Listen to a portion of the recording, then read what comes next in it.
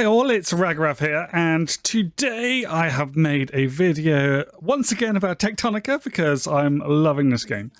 But we don't have all the numbers at the moment.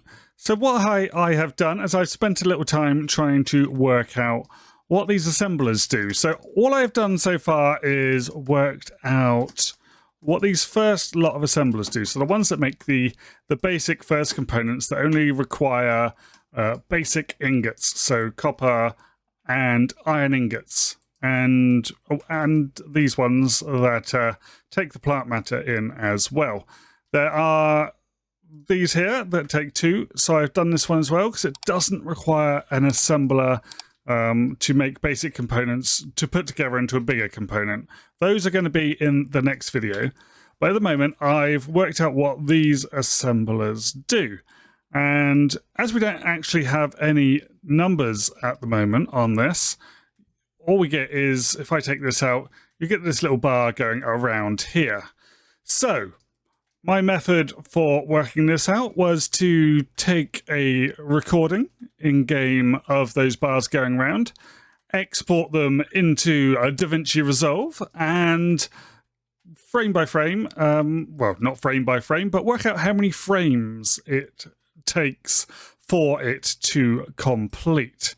And a pattern emerged. So this is my matrix that I made in wonderful Notepad. And as you can see, there's a pattern here. Most of these items to make manually yourself take around 2 seconds. Yeah, not that one. But a lot of them take 2 seconds. This one is 1.25. And you've also got this one, which is 1.75. But everything else is around 2 seconds of these basic components that you can make just using raw materials and ingots. Okay, the rest of them require level 1 stuff to make. I haven't looked at those yet to see if they follow a similar pattern.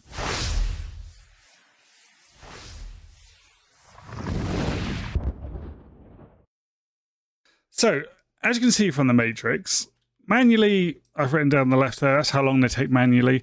In the assembler, that was my guess at how long they were taking, just based on the frames themselves. But then I decided, well, hang on a minute, that's just a random guess. And as you can imagine, running at 60 frames per second, I may not have been exactly on the right amount of frames. So I worked out exactly how many frames each one took. And as you can see, all of the 2 second ones were mostly around 160 frames. So I'm going to say that those frames that are missing from 160 are just the ones that got sort of left behind with my recording. Now, running at 60 frames per second, if you do the sums, which is reasonably easy, you take the frames that are above 2 seconds, so you take 120 off, which leaves you with 40, okay, for 160. So you do 1 divided by 60, and then you times that by 40, and then that gives you 6 or 0.66 recurring.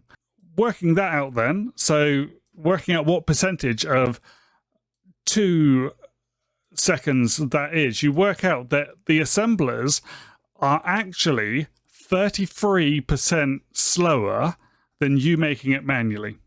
You also have to factor in here that with your inserters, if you've got different speed inserters putting in, if you're using a faster inserter, it might make quicker. So your output will be quicker in the end because you're putting stuff in quicker.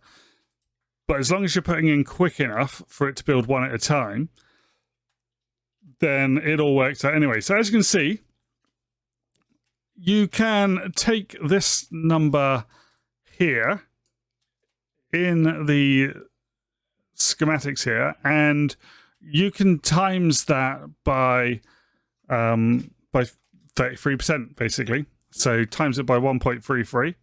So 2 times 1.33 is 2.66.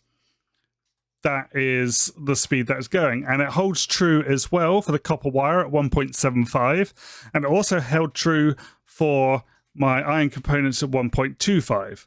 Although with the iron components at 1.25,